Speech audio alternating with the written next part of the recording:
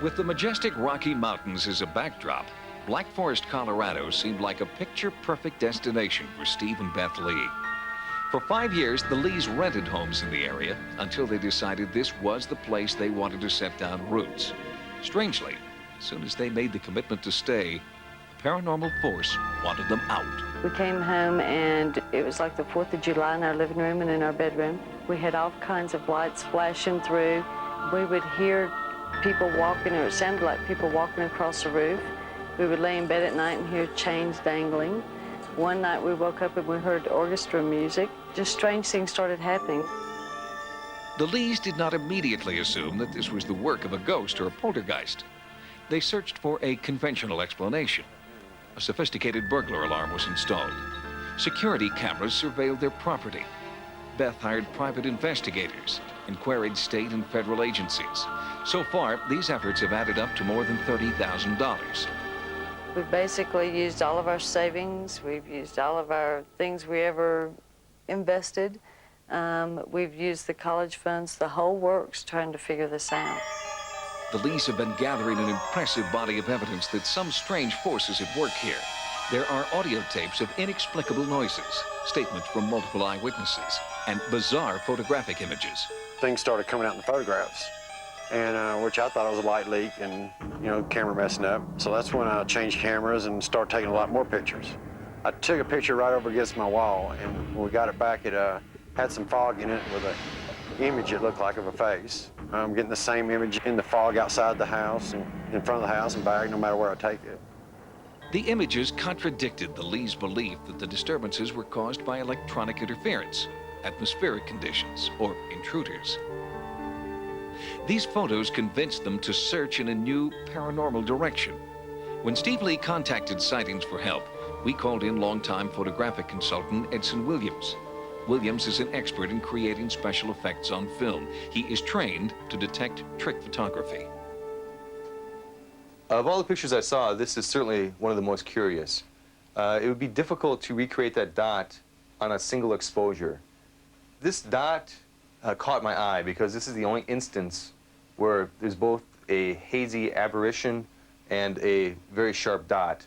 And also, these are indoor. This is the first and only dot I've seen that was inside the house. This image was probably the most interesting of all the images to me. It has a light beam that seems to be emanating from the ceiling. It has a slight glow around the top, and the light has a slight bend to it, which also I thought was very, very interesting. As it comes down, it gets a little thicker and has about a 5 or 6 degree bend midway through the beam. If this is not trick photography, what is it? Sightings offered to send an investigative team to Black Forest. I'm kind of at the point now where I have the best in the field saying, we don't know. And so that's why y'all are here, because we're kind of at the point now where, if we have to accept it as paranormal, I guess we will. The investigation focuses on 3 areas where activity is most pronounced. An exterior wall adjacent to the Lee's satellite dish, the living room,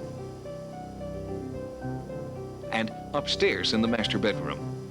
The Sightings team brings in multiple cameras and highly sensitive wireless microphones. A second crew hired by the Lees records our team so they can learn how to conduct follow-up investigations. Psychic Echo Bodine has been brought in to locate paranormal hotspots, which we will attempt to substantiate with a thermal imaging system. Any slight thermal changes the camera will see. We take the temperature information and convert it to color, and there's 256 different colors that we're displaying on the screen. Less than an hour into the investigation, unusual interference completely wipes out the team's audio system. It coincides with Echo Bodine's first psychic impressions of a threatening force. I sat down and I was trying to listen to him, and I became aware of several voices over here. And so I turned around, and there's a male spirit standing right there, right there. In the precise place where Echo is pointing, thermal imaging reveals an anomalous hotspot in the rafters. The heat reads as light blue, while the rest of the ceiling area reads in darker, cooler blues and pinks. He's responsible for the things that have happened, and he will continue to be responsible for the things that will continue to happen. He considers this to be his place, basically. A few minutes later, an unseen force pushes a heavy video camera off its sturdy tripod. What just happened with the camera? Well, the camera was set up here on the tripod. It was locked in, and all of a sudden, so you thought. It just took a header right off the tripod and landed on this light stand here and bent it. The camera is undamaged, and the investigation continues in Steve and Beth's bedroom. Here, Echo receives her strongest psychic impressions. What I'm feeling is this room is absolutely full of spirits. This room attracts spirits from the past. This is not a restful place. This is not a restful room to sleep in. Again, there is physical evidence of an unexplained intruder. A slow, hollow thumping is picked up by a police scanner in a corner of the bedroom. It's also picked up by the Sightings audio operator and by Echo Bodine. It is unlike any kind of known electronic interference. Steve turned on his scanner, and initially we heard that exact same noise, but now we're hearing something else, and it started out really slow. It sounded like sort of like footsteps, and now it's gotten a little faster, and this is how it sounds. This is compelling evidence that some kind of physical disturbance is affecting the Lee home.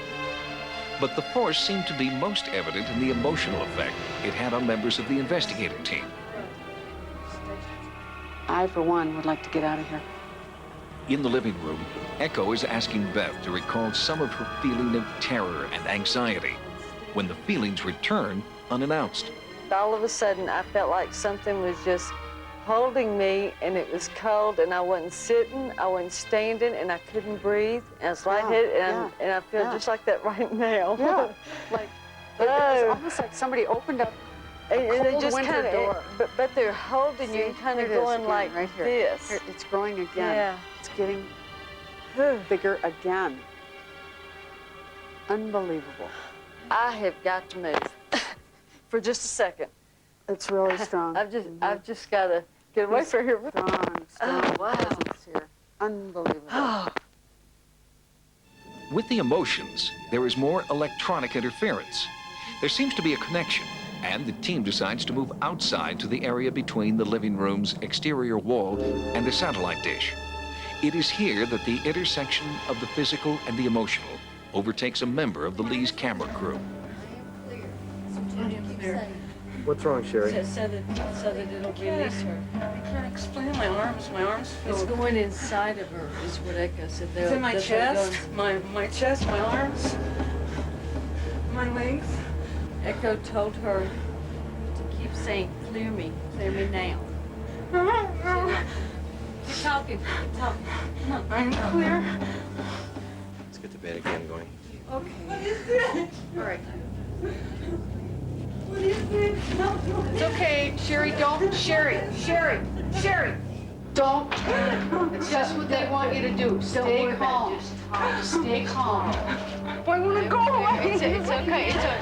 It's like it's an energy that's pulling on me. At the same time, it's pulling on her. What is it? As soon as she left the house, the terror subsided and was completely gone less than 24 hours later. It's a phenomenon that Echo Bodine believes is a direct result of the more than 20 restless spirits she believes are trapped inside this house. On a 1 to 10 scale, it's a 10. The activity is monumental.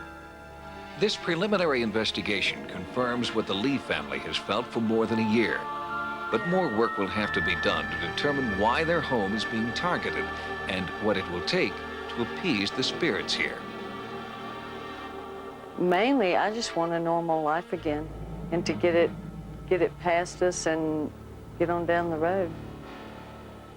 Since our investigation, the unseen forces inside the Lee home have turned violent. Steve Lee recently sent us this photograph of a large scratch across his forehead. There was no scratch on the negative. The following day, as this home video shows, Steve developed a large, painful welt on his forehead. His doctor can't explain the cause of the injury. The Lees believe that this welt was caused by violent energy directed at Steve by an evil spirit within the house. They have agreed to update sightings if this strange phenomenon continues. And we will continue to update you.